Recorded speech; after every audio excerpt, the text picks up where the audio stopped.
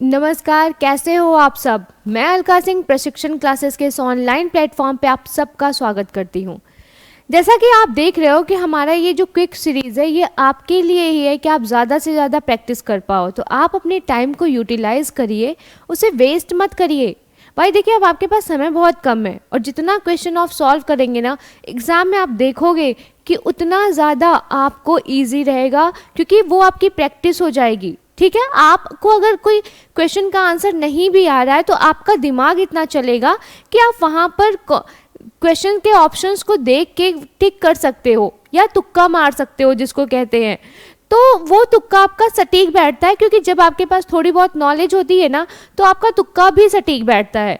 तो देखिए, ये जो रिवीजन हम करा रहे हैं इसका सिर्फ और सिर्फ एक ही मुद्दा है कि ये आपके लिए बेनिफिशियल हो। और कैसे हो, आप ज़्यादा से ज़्यादा प्रैक्टिस कर पाओगे तो आपके एग्जाम में बहुत ज़्यादा यूजफुल होगा ये। तो चलिए टाइम नहीं वेस्ट करते हैं, आज हम केमिस्ट्री का एसिड बेस एंड सॉल्ट का ही क्वेश्चन देखेंगे, क्योंकि इस चैप्टर से बहुत ज़्यादा क्वेश्चन पूछा जाता है। ठीक है, तो आज का हमारा पहला क्वेश्चन क्या है। Oxides of non metals are, means कि जो गैर धातु के ऑक्साइड्स होते हैं वो क्या कहलाते हैं। एम्फोटेरिक, एसिडिक, बेसिक या बोथ, एसिडिक एंड बेसिक।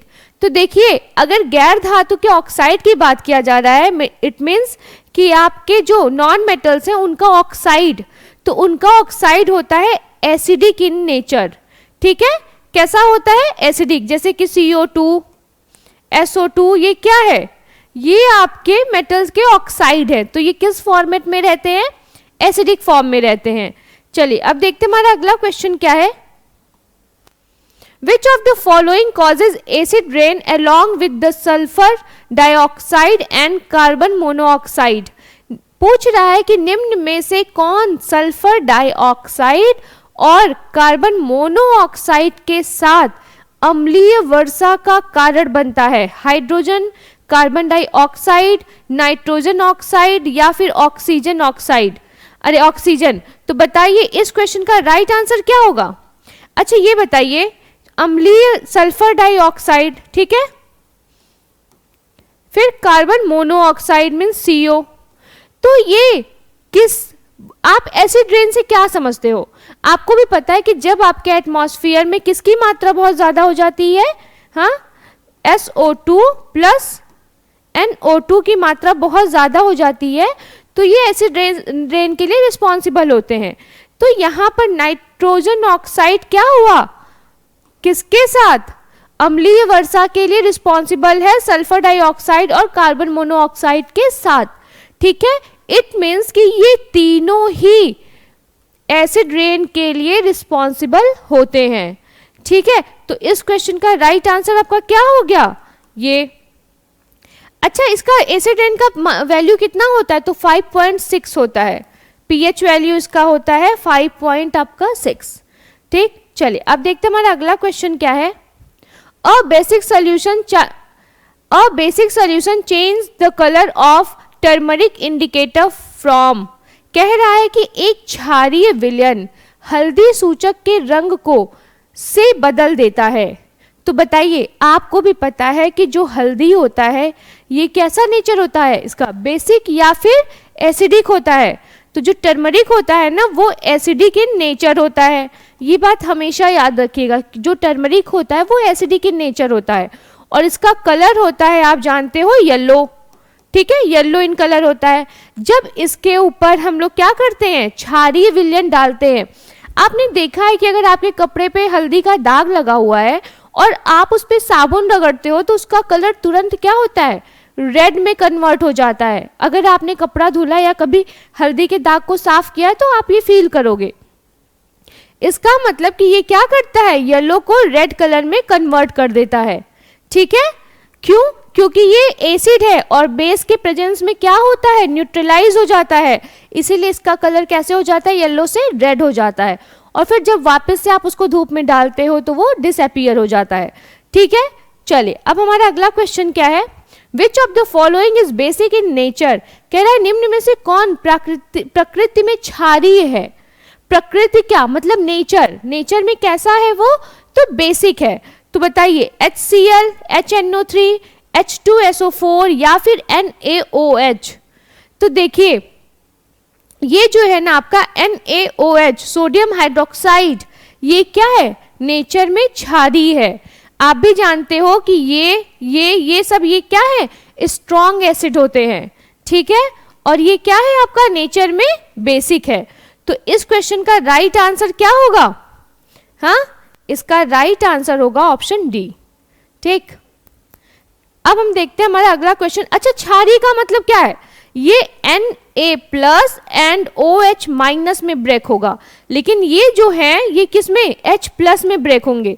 तो जो H+ आयन देता है वो क्या होता है, आपका एसिडिक इन नेचर होता है, और जो OH- देता है वो क्या होता है, बेसिक इन नेचर होता है, ठीक है, बेसिक इन नेचर होता है। चलिए अब देखते हैं हमारा अगला क्वेश्चन क्या है। Which of the following is used to test whether a substance is acidic or basic in nature? कह रहा है निम्न में से किसका उपयोग यह परीक्षण करने के लिए किया जाता है कि कोई पदार्थ प्रकृति में अम्लीय है या क्षारीय है। तो बताइए, सॉल्ट, एसिड, इंडिकेटर या बेसिस। तो देखिए अगर हम बात करें कि किसका यूज किया जाता है ये जानने के लिए कि जो सब्सटेंस है वो अम्लीय है या क्षारीय है, तो इंडिकेटर का यूज करते हैं। ये इंडिकेटर क्या बताता है, लिटमस पेपर कैसे वर्क करता है, एक इंडिकेटर की तरह वर्क करता है। कभी कभी एग्जाम में ऐसे भी पूछा जा सकता है कि एज अ इंडिकेटर यूज होने वाले सब्सटेंस कौन है या क्या है। तो क्या लिटमस पेपर क्या करता है, एज अ इंडिकेटर वर्क करता है, ये बताता है कि क्या एसिड है और क्या बेस है, ठीक है। तो इसका राइट आंसर क्या हो गया आपका, ऑप्शन सी। चलिए अब हम देखते हैं हमारा अगला क्वेश्चन क्या है। फेनोल्फथालीन बिकम्स पिंक इन, कह रहा है कि फेनोल्फथालीन जो है वो में गुलाबी हो जाता है। तो किस में गुलाबी हो जाता है, सॉल्ट सॉल्यूशन में, एसिड सॉल्यूशन में, वाटर या फिर एल्कलाइज सॉल्यूशन में। तो देखिए जो फेनोल्फथालीन होता है आप भी जानते हो C20H14O4 इसका फॉर्मूला होता है, ठीक है, फेनोल्फथालीन का, ठीक। अब ये क्या होता है, एल्कलाइज मीन्स क्षार में क्या हो जाता है, गुलाबी कलर का हो जाता है, पिंक कलर का। तो इस क्वेश्चन का राइट आंसर क्या होगा, ऑप्शन डी, ठीक है। चलिए अब देखते हैं हमारा अगला question. A substance that donates a pair of electrons to form coordinate covalent bond is called, कह रहा है कि एक पदार्थ जो सहसंयोजी बंध बनाता है, कोवैलेंट बॉन्ड बनाता है, तो उसके लिए इलेक्ट्रॉन की एक जोड़ी दान करता है, वो कहलाता है क्या, मीन्स कि पेयर ऑफ इलेक्ट्रॉन डोनेट करता है और कौन सा बॉन्ड बनाता है, तो कोवैलेंट बॉन्ड बनाता है। बताइए, ब्रोंस्टेन-लॉरी एसिड या ब्रोंस्टेन-लॉरी बेस, लेविस बेस एसिड या फिर लेविस बेस। तो बताइए इस क्वेश्चन का राइट आंसर क्या होगा, लेविस बेस, जिसको लुईस क्षार हिंदी में कहा जाता है। लुईस गलत नहीं है, ठीक है, हिंदी में इसको लुईस कहते हैं। तो इस क्वेश्चन का राइट आंसर क्या हो गया आपका, ये। अच्छा, लुईस बेस क्या, H2O, ठीक है, पाइरिडीन, ये सब क्या है, तो ये आपका लुईस बेस होता है, ठीक। चलिए अब देखते हैं हमारा अगला क्वेश्चन। अच्छा, आप समझ रहे हो कि लुईस बेस का मतलब क्या है। चलिए यहाँ पे ये टर्म है तो मैं बता देती हूँ आपको, वैसे एग्जाम में पूछा तो नहीं जाता है, ऐसे ही क्वेश्चन पूछा जाता है। देखिए ये ऐसा सबस्टेंस होता है जिसका कि एक ऑर्बिटल क्या होता है, एम्प्टी होता है, ठीक है, मीन्स कि खाली होता है एक ऑर्बिटल, ठीक। और ये क्या करता है, साथ ही ये एक्सेप्ट करता है पेयर ऑफ इलेक्ट्रॉन्स को, मीन्स कि ये क्या एक्सेप्ट करता है, तो पेयर ऑफ इलेक्ट्रॉन को, ठीक है, 2 इलेक्ट्रॉन को ये क्या करता है, एक्सेप्ट करता है, इसीलिए इसे हम कहते हैं लुईस बेस। कभी कभी पूछ सकता है कि वह कौन सा सब्सटेंस है जिसका एक ऑर्बिटल एम्प्टी रहता है और साथ ही वह पेयर ऑफ इलेक्ट्रॉन्स को एक्सेप्ट करता है, ठीक है, तो वहां पे आप क्या करोगे, लुईस बेस, ठीक है, लुईस का मतलब ही यही होता है। चलिए अब देखते हैं अगला क्वेश्चन क्या है। Baking powder is a mixture of, फिर यहाँ पे स्पेस है, एंड फिर स्पेस है। तो बताइए जो बेकिंग पाउडर है वो किस किस का मिश्रण है? तो sodium hydrogen carbonate sulphuric acid, sodium hydrogen carbonate tartaric acid, sodium hydrogen carbonate malic acid and sodium carbonate tartaric acid. तो देखिए जो बेकिंग पाउडर होता है ये sodium hydrogen carbonate tartaric acid का मिक्सचर होता है, ठीक है। अच्छा, टार्टेरिक एसिड का नाम सुना होगा आपने। वेजिटेबल्स जैसे कि टमाटर में कौन सा एसिड पाया जाता है? तो टार्टेरिक एसिड पाया जाता है। कुछ फ्रूट्स में भी टार्टेरिक एसिड पाया जाता है, जैसे अंगूर है आपका तो टार्टेरिक एसिड पाया जाता है, ठीक है। अब यहाँ पे कह रहा है कि sodium hydrogen carbonate tartaric acid, ठीक। तो मैंने आपको बता दिया ना कि क्या होता है। अच्छा, टार्टेरिक एसिड का फॉर्मूला, हाँ, C4H6 एंड O6, ठीक है। ये है आपका टार्टेरिक एसिड का फॉर्मूला, ठीक है। चलिए अब देखते हैं अगला क्वेश्चन क्या है। सोडियम हाइड्रोक्साइड रिएक्ट्स विथ, फिर यहां पे क्या दिया हुआ है? Space, to form a solution of table salt. कह रहा है सोडियम हाइड्रोक्साइड क्या? NaOH। कह रहा है कि किसके साथ रिएक्शन करके क्या देता है? साधारण नमक का विलयन बनाता है। साधारण नमक मतलब NaCl। तो देखिए यहाँ पर आपको सोडियम तो मिल गया, अब आपको किसकी जरूरत है? तो क्लोरीन की जरूरत है। तो वो क्लोरीन आपको देखिए कहाँ से मिल रहा है? Carbon dioxide. क्या CO2 में क्लोरीन दिखा आपको कहीं? सोडियम क्लोराइड सोल्यूशन, तो सोडियम क्लोराइड सोल्यूशन की बात कर रहा है, ठीक है। सोडियम क्लोराइड सोल्यूशन क्या है? NaCl का घोल, ठीक। फिर उसके बाद कह रहा है हाइड्रोक्लोरिक एसिड, मीन्स कि HCl की बात कर रहा है या फिर कह रहा है ऑक्सीजन गैस। तो देखिए ये जो HCl है ना, ये NaOH के साथ रिएक्शन करके NaCl बनाता है। इसका मतलब कि इस क्वेश्चन का राइट आंसर क्या हो गया आपका? ऑप्शन सी, ठीक है। ये कह रहा HCl हाइड्रोक्लोरिक एसिड। अच्छा, ये भी आप जान लीजिए जो HCl है ना ये स्ट्रॉन्ग एसिड होता है। ये क्या होता है? तो स्ट्रॉन्ग एसिड होता है, ठीक। चलिए अब देखते हैं हमारा अगला क्वेश्चन क्या है। The pH of the solution are given. Which of the solutions has the highest concentration of hydrogen ion? यहाँ H प्लस आयन की बात कर रहा है कि विलयन का pH दिया गया है, किस विलयन में हाइड्रोजन आयन मीन्स कि H प्लस आयन की सांद्रता सबसे अधिक है। देखिए जो न्यूट्रल स्टेज होता है वो आप जानते हो 7, उसके बाद लेस देन 7 क्या होता है आपका? एसिड होता है, और मोर देन 7 क्या होता है आपका? बेस होता है, ठीक है। अब अगर H प्लस आयन की बात की जा रही है इट मीन्स कि एसिड, ठीक। तो जो कम से कम जिनका pH कम होगा उसमें जो H प्लस की सांद्रता होगी वो सबसे ज्यादा होगी, ठीक है। वो ज्यादा से ज्यादा हाइड्रोजन आयनों में टूटता है। क्यों? क्योंकि जो उसका एसिड नेचर है वो कम है, बहुत ही कम है। तो देखिए आप एसिड के साथ H प्लस और बेस के साथ OH माइनस, ठीक। तो इसका मतलब कि जो एसिड होगा आप देख रहे हो, इसमें से वैल्यू देख रहे हो ना, पहले इसको तो कट कर दो क्योंकि ये 7 से अधिक है, उसके बाद आप इसको भी कट कर दो क्योंकि ये भी 7 से अधिक है। तो ये दोनों क्या देंगे? OH माइनस देंगे। लेकिन अब बात करें अगर 4.7 2.4 की, तो इन दोनों में अगर कंपेयर करोगे तो H प्लस आयन कंसंट्रेशन किसका ज्यादा होगा? 2.4 का, क्योंकि ये डाइल्यूटेड फॉर्म है। इट मीन्स कि ये ज्यादा से ज्यादा H प्लस आयन में ब्रेक डाउन होगा। डाइल्यूटेड फॉर्म में ही H प्लस आयन की संख्या ज्यादा होगी। हमेशा ये याद रखिएगा, जरूरी नहीं है कि हर टाइम एक ही वैल्यू आपके सामने हो। इस वैल्यू को वो इंक्रीज और डिक्रीज भी कर सकते हैं, वो एग्जामिनर के ऊपर डिपेंड करता है।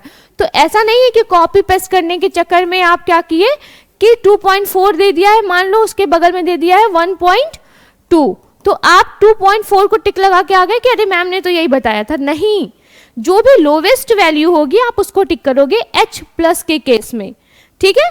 चलिए अब देखते हैं हमारा अगला क्वेश्चन क्या है। Which of the following compound does not passes water of the crystallization? कह रहा है कि निम्न में से किस यौगिक के क्रिस्टलीकरण का पानी नहीं होता है, ठीक है। किस यौगिक में क्रिस्टलीकरण का पानी नहीं होता है, मीन्स कि आयोनाइजेशन वाटर नहीं होता। किसकी बात कर रहा है, जिप्सम की, वॉशिंग सोडा की, कॉपर सल्फेट की, या फिर बेकिंग सोडा की। तो देखिए ये जो बेकिंग सोडा होता है ना, बेकिंग सोडा का फॉर्मूला क्या होता है बताइए, NaHCO2, ठीक है, सॉरी CO3, ठीक है। तो इसका मतलब इसका राइट आंसर क्या होगा आपका, ऑप्शन डी, NaHCO3, ठीक है। तो ये है बेकिंग सोडा का फॉर्मूला। तो इस क्वेश्चन का राइट आंसर क्या होगा आपका, बेकिंग सोडा। क्यों, क्योंकि इसमें आयोनाइजेशन वाटर पास नहीं होता है, ठीक। चलिए अब देखते हैं हमारा अगला क्वेश्चन क्या है। पूछ रहा है कि 5 से 8% of acetic acid is called, मतलब 5 से 8% एसिडिक एसिड कहलाता है। तो बताइए क्या कहलाता है, glacial acetic acid, vinegar, ester, या फिर एथेनॉल। तो अगर इसकी बात करें तो ये कहलाता है विनेगर, ठीक है, CH3COOH। ये क्या होता है, ये बहुत ही मतलब क्या बोले कि सबसे, अगर देखिए एसिड की बात तो हो गई है, लेकिन ये कैसा एसिड होता है, तो डाइल्यूटेड फॉर्म ऑफ एसिड होता है, मीन्स कि इसका पीएच वैल्यू कम होता है, ये वीक एसिड होता है, ठीक है। इसको कैसे यूज करते हैं, तो एज जब आप अचार वचार बनाते हो ना, वहां पे भी इस विनेगर डालते हो, या फिर खाने की चीजें बना रहे हो आप, तो वहां पे भी विनेगर का यूज करते हो। क्यों, क्योंकि ये क्या है, वीकर एसिड है, ठीक। तो इस क्वेश्चन का राइट आंसर क्या हो गया आपका, विनेगर, ऑप्शन बी। चलिए अब देखते हैं हमारा अगला question. The substance whose smell change in acidic और एल्कलाइन मीडियम आर कॉल्ड, वे पदार्थ जिनकी गंध अम्लीय या क्षारीय माध्यम में बदल जाती है, तो वो क्या कहलाते हैं। यहाँ पे कह रहा है स्मेल चेंज हो जाती है, जैसे ही आप उसका माध्यम चेंज करोगे तो उसकी स्मेल भी चेंज हो जाती है। तो बताइए natural indicator, olfactory indicator, synthetic indicator, acid base indicator. तो इसका देखिए दिया है ना घ्राण सूचक, मीन्स कि ऑल्फैक्टरी इंडिकेटर जो होता है उसकी स्मेल क्या होती है, वो माध्यम बदलते ही चेंज हो जाती है, ठीक। अब हमारा अगला क्वेश्चन देखते हैं क्या है। Tooth decay starts when the pH of the mouth is, जो हमारे दांत में सड़न होता है वो किस पीएच वैल्यू पे होता है, ये पूछ रहा है। तो देखिए 5.5 और हायर, कह रहा है कि 5.5 से ज़्यादा, या फिर less than 5.5 is in the range of 6.5 to 7.5, फिर is in the range of 8 to 9 pH. तो देखिए जो हमारे दांत में सड़न होती है ना, जब पीएच वैल्यू क्या होता है, 5.5 से कम होता है, इसका मतलब कि जो आपके मुंह का एसिड या बेस में अगर पीएच देखोगे तो ये कैसा होना चाहिए, एसिडिक फॉर्म में होना चाहिए, तभी आपके मुंह में कोई भी बैक्टीरिया या सड़न नहीं होगी। लेकिन जैसे ही पीएच वैल्यू गिरता है तो आपके मुंह में, दांतों में सड़न होना शुरू हो जाता है, ठीक है। तो उसको मेंटेन करने के लिए हम लोग क्या करते हैं, ब्रश करते हैं। तो इसलिए आपको अच्छे ब्रश, टूथपेस्ट का यूज करना चाहिए, जिससे कि आपका पीएच मेंटेन रहे, ठीक है। चलिए अब देखते हैं हमारा अगला question. As the pH value increases from 7 to 14, कह रहा है कि 7 से 14 अगर पीएच इंक्रीज कर रहा है, इट रिप्रेजेंट्स, ये क्या रिप्रेजेंट कर रहा है, तो बताइए at no change in the H+ ion concentration, ये कह रहा है कि H+ आयन की कंसंट्रेशन में कोई चेंजेस नहीं होगा, या फिर N increase in the OH- ion concentration, या ये कह रहा है कि OH- आयन की जो कंसंट्रेशन है वो क्या होगी, इंक्रीज करेगी, बढ़ेगी, या फिर a decrease in the OH- ion concentration, या फिर OH- आयन की जो सांद्रता है वो क्या होगी, घटेगी, या फिर N increase in the H+ ion concentration, या फिर H+ आयन का क्या होगा, कंसंट्रेशन बढ़ेगा। तो देखिए मैंने अभी आपको बताया था H+ के बारे में, क्या बताया था कि जैसे ये डिक्रीज करेगा, मतलब कम होगा क्या पीएच वैल्यू, वैसे वैसे H+ आयन बढ़ेगा, इंक्रीज करेगा। तो आप इस ऑप्शन को तो कट ही कर दो, प्लस इसको भी कट कर दो। अब बचा ये दोनों, तो यहां पर बढ़ने की बात कर रहा है। क्या बात कर रहा है? बढ़ने की बात कर रहा है। अगर बढ़ने की बात कर रहा है तो इसका मतलब कि आपका OH माइनस आयन क्या होगा? बढ़ेगा। जैसे जैसे बेसिडिक फॉर्म क्या होता है? बढ़ता है, तो वैसे वैसे OH माइनस भी आपका बढ़ेगा। ठीक है, तो इस क्वेश्चन का राइट आंसर क्या होगा? Option B, an increase in the OH minus ion concentration. क्यों? क्योंकि बेसिक फॉर्म बढ़ रहा है। जैसे वहां पर बताया था आपको H प्लस का, वैसे ही यहाँ पर जब आप 7 से 14 की तरफ बढ़ेंगे तो OH माइनस आपका क्या होगा? सॉरी, यहाँ पे प्लस लिख दिया है। OH माइनस क्या होगा आपका? बढ़ता जाएगा। ठीक है, चलिए अब देखते हैं अगला क्वेश्चन क्या है हमारा।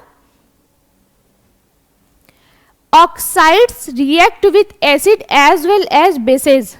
कह रहा है कि ऑक्साइड अम्ल और क्षार दोनों के साथ अभिक्रिया करते हैं, न्यूट्रल, बेसिक, एसिडिक या एम्फोटेरिक। तो देखिए, जो एम्फोटेरिक होते हैं ना, उभयधर्मी, ये एसिड और बेस दोनों के ऑक्साइड से रिएक्शन करते हैं। तो इस क्वेश्चन का राइट आंसर क्या हो गया आपका? Option D. ठीक है, चलिए अब देखते हैं अगला क्वेश्चन हमारा।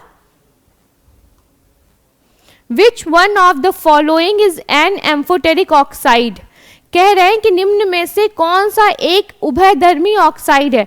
अभी आपको बताया कि जो एम्फोटेरिक होते हैं वो एसिड और बेस दोनों से रिएक्शन करते हैं, तो यहाँ पर आपको ऑप्शन दिया हुआ है। ठीक है, अब पूछ रहा है कि बताइए किससे Al2O3 CO2 SO2 या फिर CuO2, तो किससे जो है रिएक्शन करता है बताइए। तो देखिए, जो Al2O3 है यहाँ पर एल्युमिनियम ऑक्साइड, ये क्या है? ये एक कैसा उभयधर्मी ऑक्साइड है। इट मीन्स कि ये एसिड और बेस दोनों से रिएक्शन करता है और क्या बनाता है? Salt plus water.